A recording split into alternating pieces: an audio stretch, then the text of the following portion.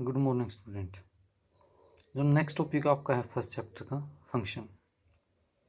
सबसे पहले इसके अंदर देखो क्या होता है। एक होता है इमेज, एक होता है प्री इमेज। मान लीजिए आपके पास दो सेट हैं, एक एक्स है और एक वाई है। एक्स सेट में 1 2 3 है और वाई सेट में 2 3 4 5 6 है। देखो 1 का जो रिलेशन है वो 2 के साथ दिया हुआ है, 2 का रिलेशन 4 के साथ दिया हुआ है और 3 का रिलेशन 6 के साथ दिया हुआ है। ठीक है, अगर आप इस x में से कोई एलिमेंट लेते हो, मान लीजिए 2 है, तो 2 का रिलेशन किसके साथ है? 4 के साथ है। तो इसका मतलब ये हुआ कि जो ये 4 है, जो 4 है, ये इस 2 की इमेज है, 2 की इमेज है। ठीक है, अगर हम पहले सेट में से लेते हैं तो। और अगर आप इसमें से कोई लेते हो, मान लीजिए हमने 6 ले लिया, 6 का रिलेशन किसके साथ है? 3 के साथ है। तो 3 is the pre image of 6। जो 3 है वो प्री इमेज है किसकी? 6 की। ठीक है ना। अगर y में से लोगे तो प्री इमेज होगा और x में से लोगे तो इमेज बन जाएगा। टाइप्स ऑफ फंक्शन में देखो, सबसे पहले आता है इनटू फंक्शन। इनटू फंक्शन में क्या होता है पढ़िए। देखो, a function f x to y is said to be an into function if there exist at least one element y belong to y। मतलब y सेट में एक ऐसा एलिमेंट होना चाहिए which has no pre image, जिसकी pre image ना हो x के अंदर। अब आप इसमें चेक कर सकते हो एग्जांपल में, 1 की प्री इमेज a है, 2 की प्री इमेज b है और 4 की प्री इमेज c है, लेकिन जो ये 3 है इसकी कोई प्री इमेज नहीं है। तो y के अंदर हमारे पास ऐसा एलिमेंट होना चाहिए एक जिसकी प्री इमेज ना हो। इसको हम क्या बोलेंगे? Into function. ठीक है। ऑन टू फंक्शन, सरजेक्शन भी इसको बोलते हैं, दूसरा नाम इसका है। इसमें देखिए, a function f x to Y is said to be an onto function if every element y belong to Y. अब वाई में जितने भी एलिमेंट हैं उन सभी की has at least one pre image, कम से कम एक एक प्री इमेज होनी ज़रूरी है। 1 की प्री इमेज ए है, 2 की प्री इमेज बी है, 3 की प्री इमेज सी और डी दो हैं। देखो, यानी कि इसमें भी हमने वाई एलिमेंट लेना है। ऊपर वाले में तो क्या था, वाई में एक ऐसा एलिमेंट होना चाहिए जिसकी प्री इमेज ना हो। और इसके अंदर इसमें ये है, जितने भी इसके अंदर सेट ये एलिमेंट देखें, इन सभी की एक एक, कम से कम एक एक तो प्री इमेज होनी ज़रूरी है। इसको हम क्या बोलेंगे? Onto function. इसके बाद आता है वन वन फंक्शन। इसका दूसरा नाम क्या है? Injection. A function f x to Y set to be one one function if different element of X have different image in Y.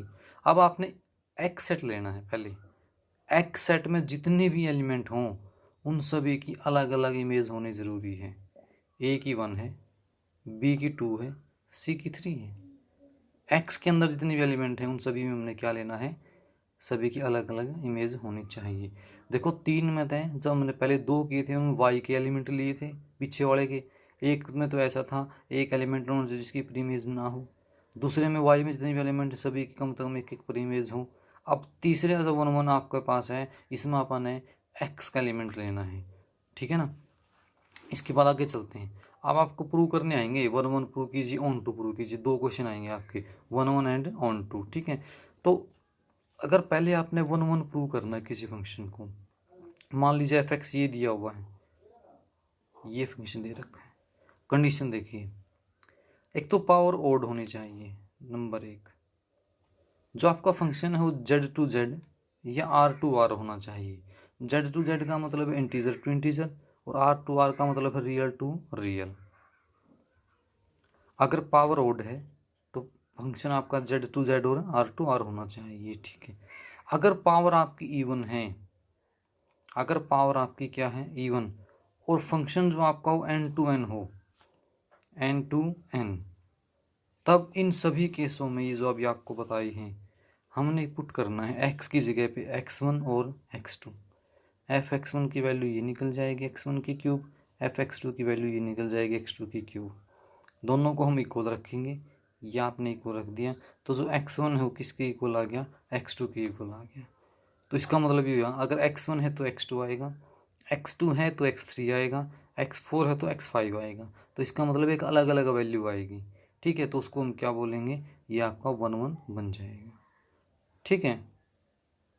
इसके बाद अगर अनदर केस आता है, दूसरा केस क्या बन सकता है? पावर आपकी इवन हो सकती है। पावर क्या हो सकती है आपकी? इवन। तो जो आपका फंक्शन मिलेगा आपको Z2Z और R2R मिलेगा।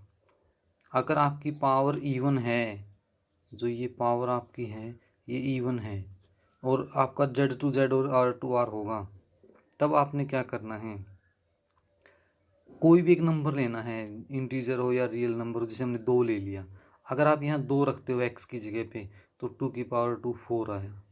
अगर आप -2 रखते हो तो -2 की पावर 2 4, ये दोनों सेम आ गए। इसका मतलब ये हुआ 2 रखा तो भी आंसर 4 आया, -2 रखा तो भी आंसर 4 आया। इसका मतलब ये हुआ 2 एंड -2 हैव सेम इमेज, 2 की और -2 की सेम इमेज बन गई। सो f(x) इज नॉट 1 1 फंक्शन, ये है आपका 1 1 फंक्शन नहीं। ठीक है, अगर आपने ऑन टू प्रूव करना है, ऑन टू, तो जो आपके पास f(x) जो गिवन है, मान लीजिए x² दे रखे हैं, आप इसको लेट कीजिए y इज इक्वल टू, और यहाँ से आप x की वैल्यू निकाल दीजिए, तो x की वैल्यू निकल गई y √y। अब जो x है वो आपका मान लीजिए बिलोंग करता है इंटीजर को। अब आप यहाँ पे y भी आपका किसको बिलोंग करेगा, इंटीजर को। अब यहाँ पे कोई इंटीजर लेते हैं तो दोबारा से फिर इंटीजर आ जाए आपका। अगर आप y इज इक्वल टू मान लीजिए 2 लेते हो, 2 तो बिलोंग करता है z को, लेकिन अगर आप यहाँ पे रखते हो y की जगह पे, तो जो x की वैल्यू आई है वो √2 आई है, और जो √2 है वो डज नॉट बिलोंग करता है z को। वैसे तो आप 4 भी ले सकते हो तो आंसर 2 आएगा, लेकिन हमने ऐसा एलिमेंट लेना है जो इंटीजर तो हो लेकिन फिर दोबारा से इंटीजर ना आए। ऐसा केस एक हमने दिखाना है, तो इसलिए ये आपका ऑन टू फंक्शन नहीं बनेगा। ये ऑन टू का आपने ऐसे प्रूव करना सभी केसों में, ठीक है ना। इसके बाद इसका लास्ट है टू फाइंड f(g) और g(f). f(g) एंड g(f) मतलब आपके पास 2 फंक्शन दिए मिलेंगे, f(x) और g(x). मान लीजिए f(x) दिया और x² + 3, g(x) गिवन आपके पास x + 7। फाइंड करना है आपने f(g) एंड g(f). f(g) का मतलब क्या होता है, f into g(x). f into g(x) की वैल्यू क्या थी, x + 7। अभी देखो इसके बाहर एक f है, तो f फंक्शन में जहाँ भी आपके पास x लिखा हुआ है उस x की जगह पे आपने x + 7 रखना है, तो x + 7 का स्क्वायर हो जाएगा और प्लस में 3। स्क्वायर खोल दो, आप इसका सोल्व कर दो बस।